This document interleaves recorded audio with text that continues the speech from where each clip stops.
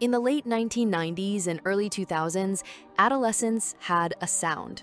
It was the sudden whoosh of a message being sent, the door creak when a friend logged in, the door slam when they left. For millions, AOL Instant Messenger, AIM, wasn't just an app, it was where growing up happened, one chat bubble at a time. AIM wasn't the first instant messaging platform, but it was the one that captured a generation. You downloaded the client, picked a screen name, and just like that, you had a place to hang out after school without ever leaving your bedroom. The buddy list was your social map. It wasn't just names, it was a hierarchy. Your best friends sat at the top. A crush's username glowed like a beacon. Logging on and seeing who else was online felt like walking into the cafeteria and scanning the room for familiar faces. Away messages were a strange and wonderful form of self-expression. You could set them to song lyrics, inside jokes, or cryptic hints about your mood. They weren't just a note saying, "I'm not here," they were little billboards advertising your personality to anyone passing by. In an era before social media feeds, the away message was a status update with more artistry. Checking a friend's away message was like reading a diary entry, one they wanted you to read. AIM chats were immediate, but they weren't the constant barrage of notifications we know today. You could have multiple windows open, switching between conversations. There was no read receipt anxiety. The blinking cursor and the soft ding of a new message were enough to keep you anchored in the moment. Flirting happened here. Friendships deepened here. Arguments unfolded here. The screen name became as much a part of your identity as your face.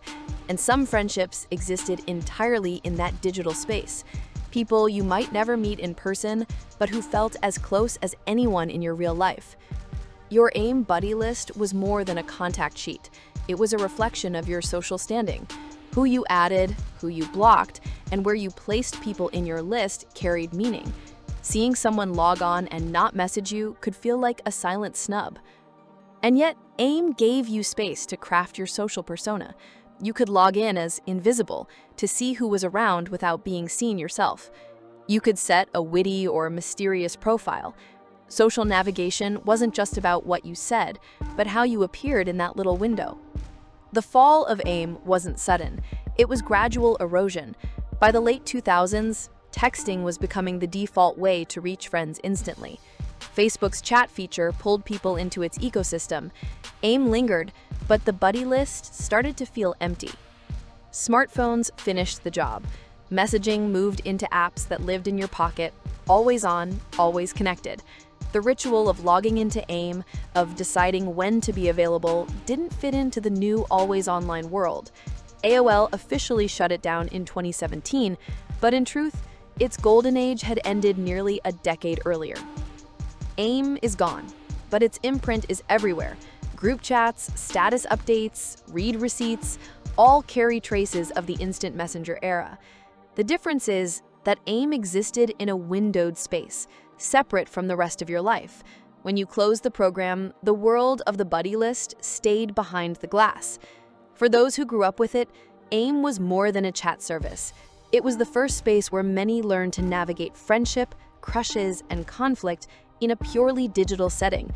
It was awkward and exhilarating, private and public all at once. And maybe that's why it's remembered so fondly.